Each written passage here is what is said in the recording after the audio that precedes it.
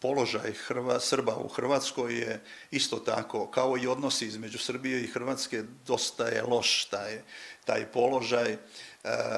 To je sad jedna nacionalna manjina, iako značajna, ali je ipak ima status nacionalne manjine, koja je obespravljena. Ti ljudi koji žive tamo, posebno u tim seoskim sredinama, nemaju osnovne uslove za život, ni puteva, ni vode, ni struje. Većina tih ili mnoga od tih sela, mala je šansa da se tu nešto uskoro i popravi.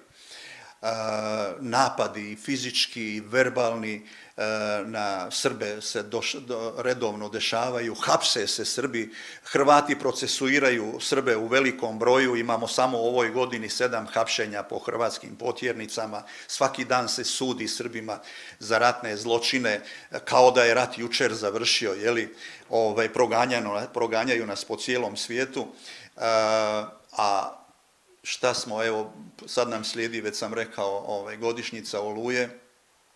Veritas priprema kao i svake godine višednevno obilježavanje. Hrvati to slave kao najveću bitku svoju u istoriji. Mi opet tugujemo jer smatramo da je ta Oluja jedna od većih tragedija srpskog naroda u cijeloj istoriji. Mi imamo na terenu, obilježava Veritas na području BiH. Mi smo na Petrovačkoj cesti, tamo još 2006. napravili jedan spomenik i svake godine odlazimo tamo na pomene. Napravili smo i na Prijedorskoj cesti u Svodni također jedan spomenik tamo gdje su hrvatski avioni bombardovali izbjegličke kolone i pobili tu djecu. I imamo i u samoj Banja Luci na 2 mjesta isto spomenike koje smo napravili tim stradalnicima i otićemo i ove godine na ta područja i obilježit ćemo to kako dolikuje. I čak ćemo biti tamo na Uni u Dvoru, između Dvora i Novoga, i tu spuštamo vijence jer je preko tog mosta Spasa prešlo 100.000 ljudi u Republiku Srpsku bježeći pred neprijateljem. 20. vijek je bio vijek sukoba između Hrvata i Srba, počev od Prvog svjetskog rata, pa posebno Drugog rata. Znamo šta je bila nezavisna država Hrvatska, znamo, često slučamo upravo o Jasenovcu, gdje je stradalo koju god brojku uzmete i čiju brojku uzmete, velik broj i Srba i ostalih, naravno najviše Srba. Imali smo rat 90-ih, građanski ratovi su uvijek najkrvaviji ratovi, u tim građanskim ratovima nema nevinih. Hrvati su uspjeli da iz rata 90-ih iziđu i kao pobjednici i kao oštećena strana. To je valjda jedinstven slučaj u svijetu. I sad imamo 2 potpuno suprotstavljena narativa. I nigdje se nismo složili, čak ni u Drugom svjetskom ratu, jel da? U Hrvatskoj je revizija, ima taj NDH i Pavelić imaju mnogo sada sljedbenika, poštovaoca, a naš narativ srpski je potpuno drugačiji. Mi kažemo da je bio građanski rat, Hrvati kažu da rat 90-ih da je bio odbrambeni, da su se branili od mrskog agresora Srbije, JNA i nas lokalnih Srba.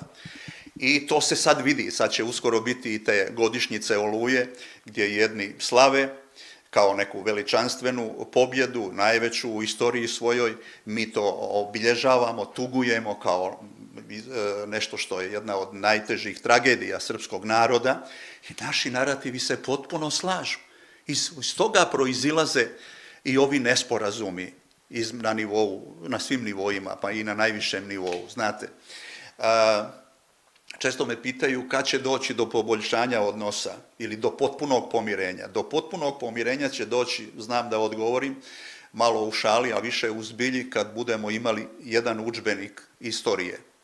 Znači, jedan udžbenik iz koje će učiti i djeca u Hrvatskoj, i u Srbiji, i u BiH, i na Kosovu, a ja to ne vidim da će skoro doći do toga. Ja to gledam kroz dvije faze. Prva je faza sam ulazak predsjednika Vučića u Hrvatsku. Imam lična iskustva, pošto su mene vraćali 2 puta sa granice, a rekli su mi da mi ne mogu dozvoliti ulazak u Hrvatsku jer mi ne mogu garantovati ličnu bezbednost. Tako su dali objašnjenje i za Vučića.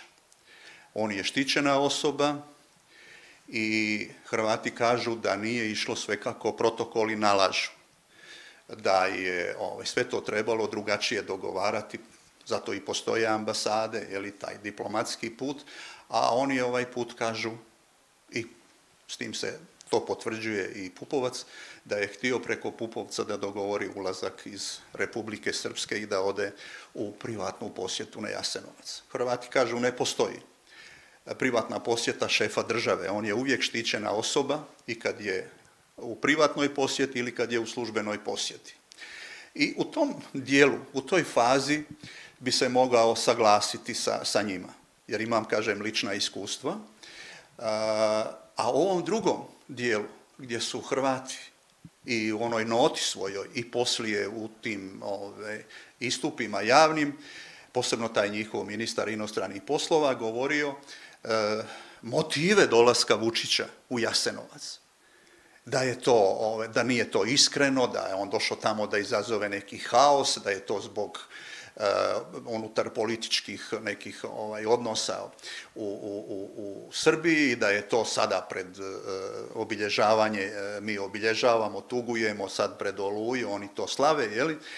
Tu se ne slažem i to strašno osuđujem, jer nema niko pravo da o nekom, posebno predsjedniku druge države, kako loši odnosi bili trenutno između Hrvatske i Srbije, da tako govori o njegovim motivima, kao da on ušao u njegovu glavu pa da zna koji su mu motivi. Dakle, da li su bili motivi iskreni, da ode tamo i da položi samo cvijeće kao i žrtva, potomak žrtava jasenovačkih, a to Vučić jeste, jeli, a ne da on proizvoljno, arbitrarno izvlači sasma neke druge zaključke koji stvarno nisu primjerni i to je za svaku osudu. Znate, ovu notu u petak Hrvatsku da se odbija, niko nije niti zabilježio, medije nisu zabilježili. Sve dok jučer u nedjelju nije Jutarnji list objavio poduži članak o razlozima zbog čega je to odbijeno. I to sve u noti ne piše što su mediji objavili. Note su, vidio sam jednu i drugu, bar kako su mediji objavili, kad kažem i onu hrvatsku i ovu srpsku što je uzvratila, onda one su negdje, čak u okvirima neke diplomatskih odnosa, jeli? Ali izjave su ovih ministara malo odskakale od tih nota, išlo se, jedan kaže nešto, pa onda drugi uzvrati i onda je to baš poprimilo ovako jedan žestok ton i sa jedne i sa druge strane. Najavljuju se mjere, kontramjere, otkazuju se već dogovorene posjete ministara, što nije dobro. Ja kažem, ja sam doživio od te vlasti u Hrvatskoj sve najgore što se moglo doživjeti i izgubio imovinu. Rekao sam malo prije u emisiji, majka mi je umrla za Novu godinu, nisam mogao da idem na sahranu, jer tamo smo je sahranili po njenoj želji u Dalmaciji. Ali ne trebaju nam ovakve tenzije. Mislim da bi se trebalo zaustaviti, da se stane na loptu, što kažu, jer ove države i Hrvatska i Srbija će živjeti i dalje jedna pored druge u komšiluku i ja vjerujem da će čak i predsjednik Vučić u najavljenoj konferenciji tamo negdje popodne stati na loptu.